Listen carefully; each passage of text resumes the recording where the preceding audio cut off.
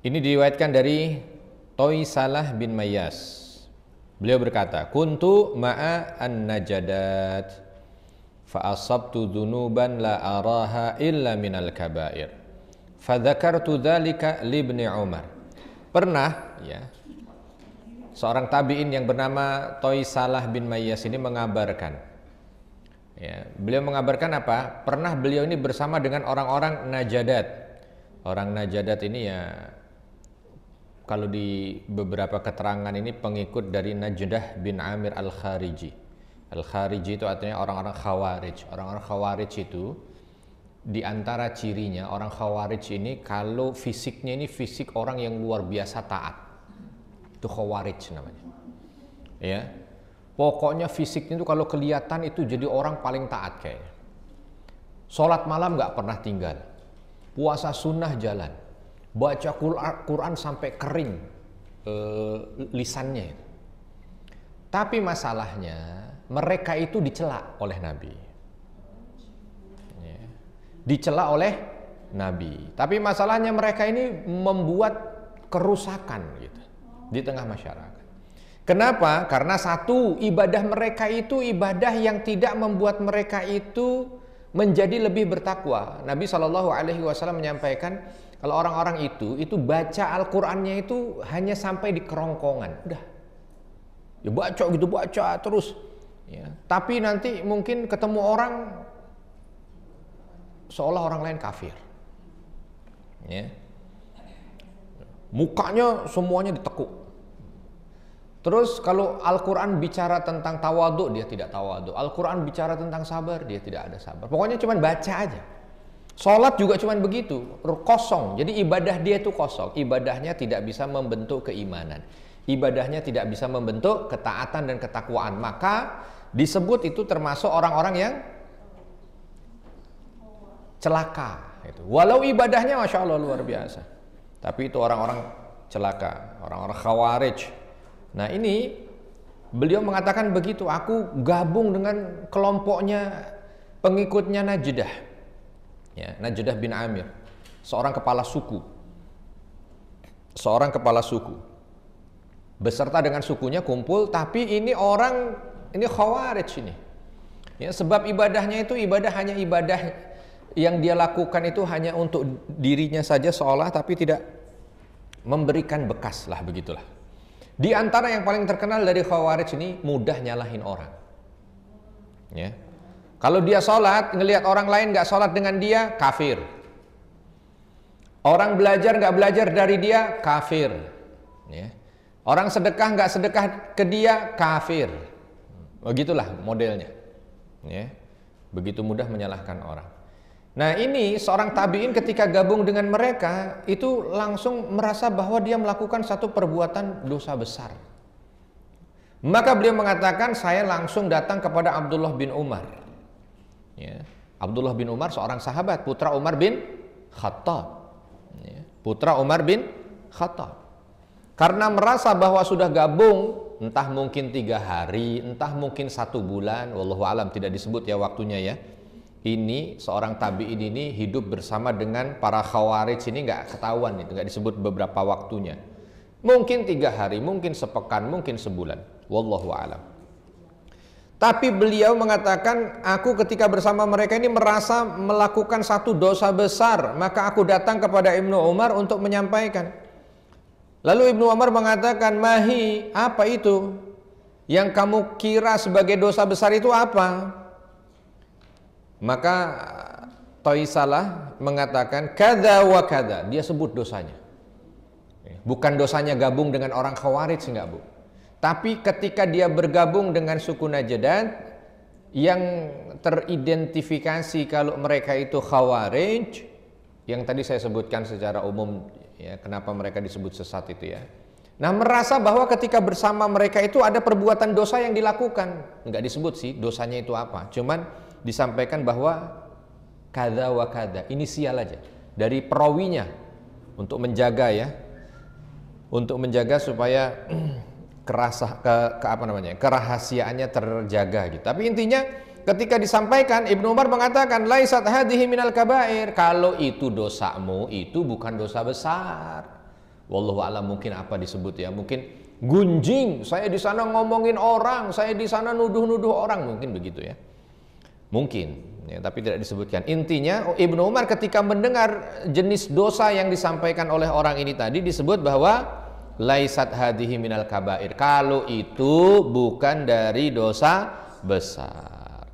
Terus dikasih tahu sama Ibnu Umar, hunna tis'un, kalau namanya dosa besar itu ada 9. Makanya ibu-ibu, 9 ini yang termasuk dalam kategori kabair, namanya dosa besar.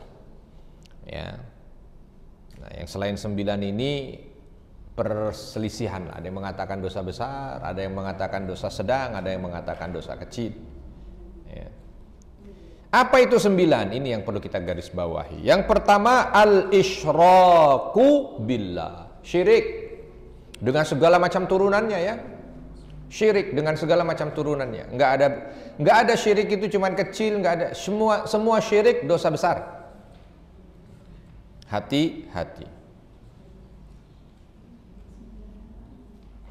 Di tengah perempatan ada pohon, dia sembah, syirik. Ya. Di pertigaan dia yakini ada yang jaga nunggu, dia bawa sesajen, syirik.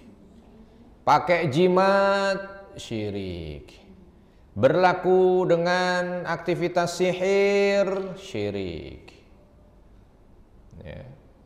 Masang rajah di rumah, syirik. Ya. Hati. Syirik menyekutukan Allah, Bu, bukan syirik-syirik yang omongan orang-orang kita Indonesia. Kamu syirik aja, itu bukan.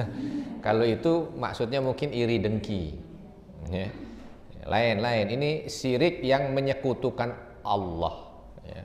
Menjadikan Allah itu sekutu, ada sesuatu lain yang disembah, ada sesuatu lain yang dimintai pertolongan, ada sesuatu lain yang diyakini memiliki kekuasaan sama seperti Allah. Nah, itu.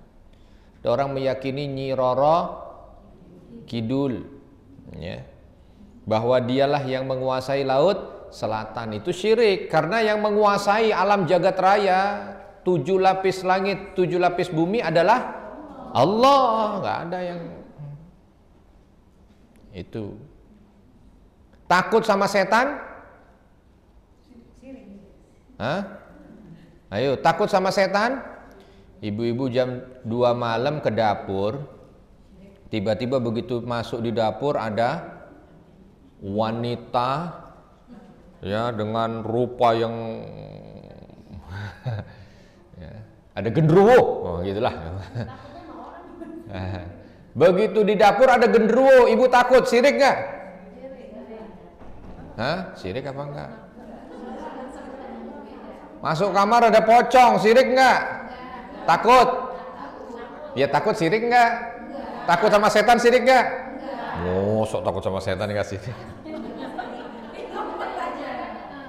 Iya, takut sama setan memang bukan otomatis perbuatan syirik, tetapi hati-hati pintu menuju syirik.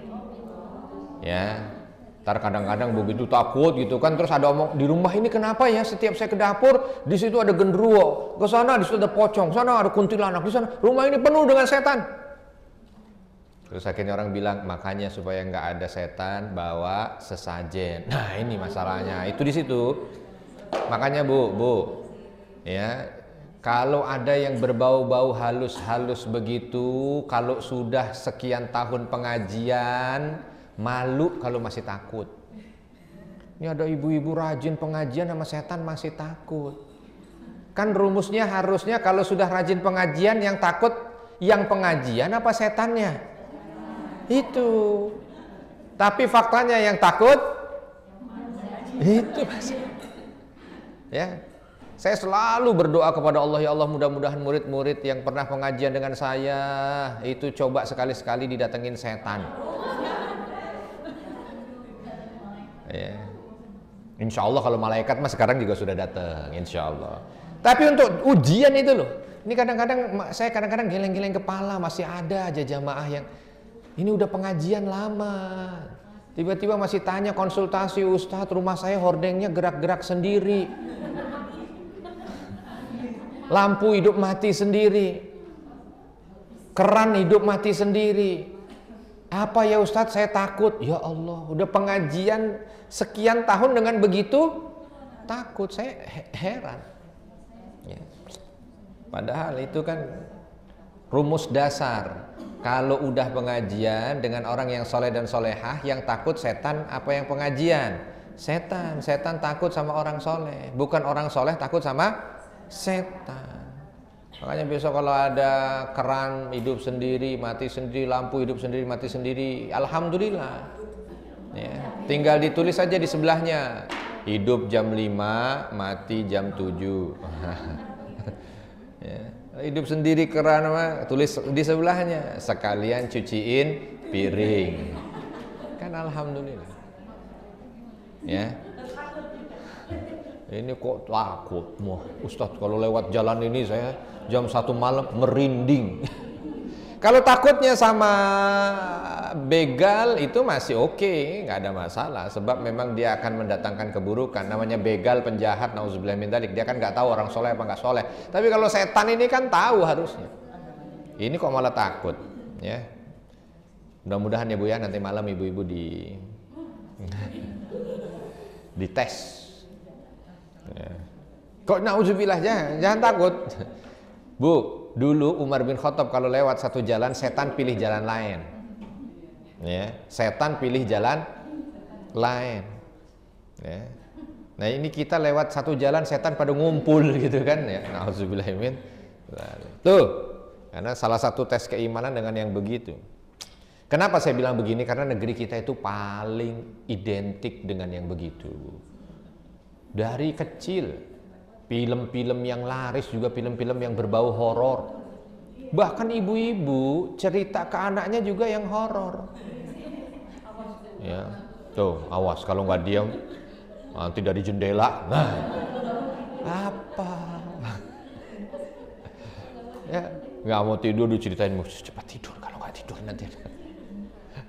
Ya, padahal ibunya juga udah pengajian. Ya udah, anaknya akhirnya juga begitu. Ini yang penting untuk diputus ya budaya ini. Kenapa? Memang takut sama setan bukan serta-merta syirik, tapi hati-hati, itu pintu terdekat menuju syirik, pintu terdekat menuju syirik. Pokoknya hati-hati deh. Udah jangan yang begitu-begitu. Ya, sekarang rame lagi lah macam-macam. Ini kan liburan kemarin itu kan film-film, istinya film horor. Mau di mana-mana film horor. Enggak nonton di bioskop, di TV-nya filmnya horor. Enggak di TV, enggak punya TV, terus di handphonenya horor. Di handphone dimatiin, ibunya horor. Wah kan. Jadi kenapa semuanya ada horor? Nauzubillah min dzalik. Itu penting. Ya, jangan. Mau sholat malam katanya takut Ustadz kalau sholat malam sendirian, suami dibangunin nggak mau. Saya takut kalau sholat malam sendirian begitu waladhdallin di belakang amin. Nah kan saya takut. Kenapa? Ya kalau ada yang amin alhamdulillah, berarti sholat kita bisa ngajak bangsa lain untuk bisa sholat malam juga. Tinggal toleh belakang ceramah habis itu. Ketahuilah wahai bangsa jin, gitu kan, bahwa kita ini diciptakan untuk beribadah kepada Allah. Oh gitu. Ntar kalau anaknya bangun lihat ibunya ceramah sendiri, wah kan keren. Mah ngapain? Ceramah. Siapa yang diceramain? Jin. Wah gitu kan. Jadi nggak horor. Oh ada di benak anak kita, ibu kita jagoan, masya Allah. Ya. Yang diceramai bukan bangsa manusia, tapi yang diceramai bangsa jin. Begitu. Zaman dulu juga begitu. Para ulama-ulama. Jadi ini yang perlu dirubah nih. Karena ini kayaknya hanya ada di Indonesia. Lah kalaupun agak sedikit diperluas Asia Tenggara. Saya tidak jumpa di negeri Arab. Ya, orang takut dengan setan itu saya tidak jumpa di negeri Arab. Kalau cerita sama anak-anak gitu ya, malam-malam mereka ada di sebelah kuburan lagi lari-lari, kalau dipanggil, tengah malam jangan main di kuburan, ntar ada tangan keluar dari kuburan. Dia bukannya takut Bu, langsung panggil teman-temannya malah, Majnun, katanya. Dia bilang orang gila, ini orang gila. Jadi udah ada di mindset dia, mustahil ada orang mati hidup lagi. Terus Gila menurut dia kalau ada orang berkeyakinan orang mati bisa keluar tangan terus, wah, gitu. Itu gila menurut mereka. Coba bayangkan, kan bagus itu. Ini kita enggak. Ya, bukan cuma anaknya yang diomongin begitu, takut. Ibunya juga kalau diomongin begitu masih aja ada keyakinan. Jangan ribut-ribut, rumah ini sebelah kuburan. Gitu. Atau kadang-kadang rumah kalau di sebelah kuburan nggak laku. Kenapa nggak laku-laku? Sebelah kuburan. Ya, emang apa urusannya di sebelah kuburan? Ntar kalau malam-malam keluar, nah kan sama juga. Mana ada malam-malam keluar? Ya Allah, ini kadang-kadang. Ya. Lewat kuburan doanya bukan doa yang disunnahkan, tapi doanya malah istighfar. Astagfirullah, astagfirullah. Padahal doa mau lewat kuburan atau doa masuk kuburan apa? Assalamu alayka ya ahlad diyar minal muslimin wal mu'minin ghafarallahu lana walakum wa nas'alullaha lana walakumul afiyah insyaallahu nahnu bikum lahikun. Doanya begitu. Keselamatan wahai kalian, wahai para penghuni kubur, orang-orang muslim dan orang-orang mukmin. Semoga Allah ampuni dosa kalian. Insyaallah kita akan berjumpa di surga. Nah, begitu doanya. Nggak ada rasa takut. Doa-doa optimis. Terus dijawab dari sana, amin, alhamdulillah. Ya kan? Ya, ini malah lari lewat kubur lupa doanya. Entah merinding lah apa segala macam. Ini penting. Satu, kenapa? Karena dari 9 dosa besar yang pertama adalah syirik. Saya yakin, kenapa nih saya perdalam nih yang masalah horor begitu? Karena saya yakin kalau masalah patung berhala disembah mah nggak ada kita yang begitu. Yakin saya. Susah lah kalau kita itu yang sudah pengajian kok datang ke patung nyembah itu kayaknya enggak. Berarti nggak usah diperdalam masalah ini, aman. Datang ke pohon keramat nyembah juga kayaknya enggak. Ya, cuman kalau yang ini tadi, ini banyak. Ya. Haula syaiton, sekitar setan ini kadang-kadang masih menggerogoti orang yang sudah pengajian. Penting, hati-hati.